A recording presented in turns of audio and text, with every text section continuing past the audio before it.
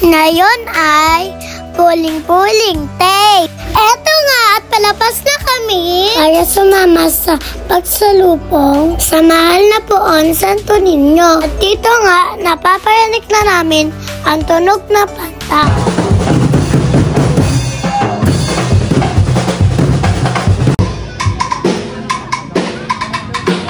At masaya nga pala po ako muling masiyayan ang mahal na poong Santo Niño. At papunta na nga pala po kami sa meeting place. Nag-uumpisa na nga po pala ako dito mampasa. Nakita ko na dito ang aking kamaritesan. Ang pinapag-usapan nga po pala namin ay tungkol sa school. Ito nga ang atin ko at si Chuchay. Unti-unti na nga po pala napapasampa tao. Excited na ako mapasa dito. Pati nga yung may-ari ng car wash ay nampapasa natin. Meron silang hawak na pang tubig. Dito nga po pala sa amin sa playa. Dito lang po may puling-puling sa Batangas City. Kaya proud naka-playa kami. Sobrang saya dito guys.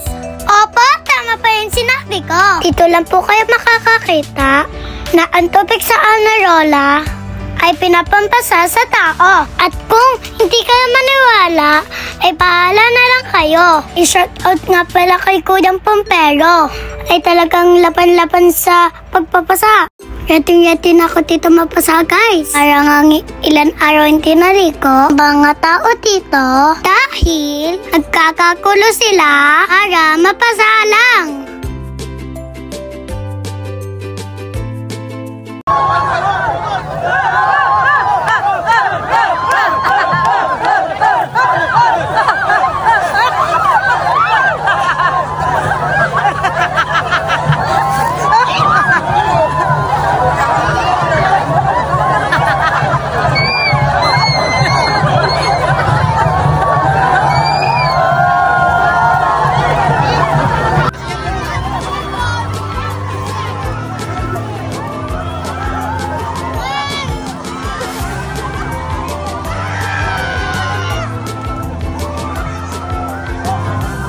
Papunta na nga po pala kami sa Santa Clara Ipapa. At doon ilipot ang Santo Niño. Ito nga po pala ang pinapasukan namin. Shout out po sa teacher ko dyan, si Teacher Angela. Saka po sa Kinder Hello Kitty.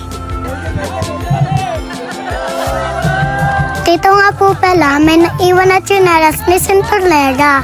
Ako po'y nakukutom na kaya po ako yung mingis ng para sa akin tati para pumili kaya kaabi. Favorite ko to yan pag nalapas ng school. Dito nga matami na nagklik-klik na bata at isa na ako to. Dahil pagkakaturo ko ng mga laruan, hindi pinipili ng mami ko. At kung hindi nyo natatanong, ito nga po palang aming tradisyon na puling-puling pagkaona sa mahal na poon Santo Niño. Ay taong-taong nagawa namin upang kunitahin ang pagsalubong na Kuresma.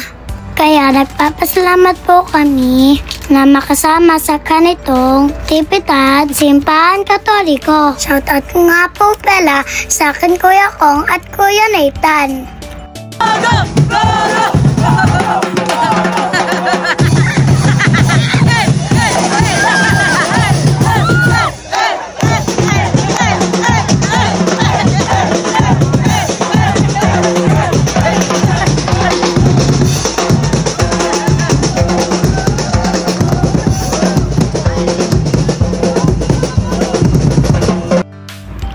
At dito po, may mga pananaring hindi inaasahan. Biglang napasa si Kuya. Pasensya na po. Inintay natin namin dito makaapante ang mahal na poong Santo Niño.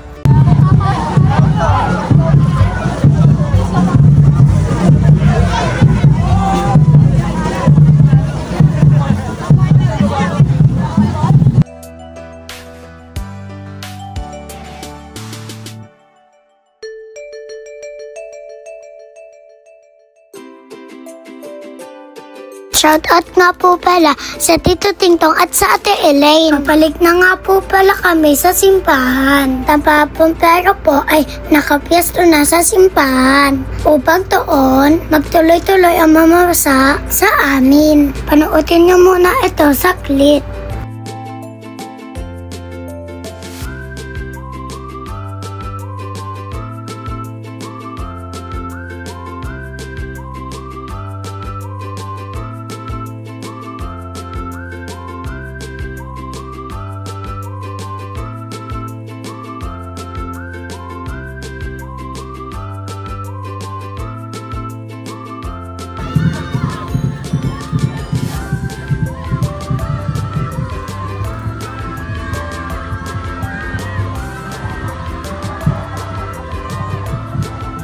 At dito nga hindi masyadong tumatalab ang tubig ni Kuya. Naupusan na ata ng tubig ang fire water. Kaya kanon na lang kaunti ang lumalabas. Sa sobrang kainitan, gustong-gusto ba din nilang mapasa?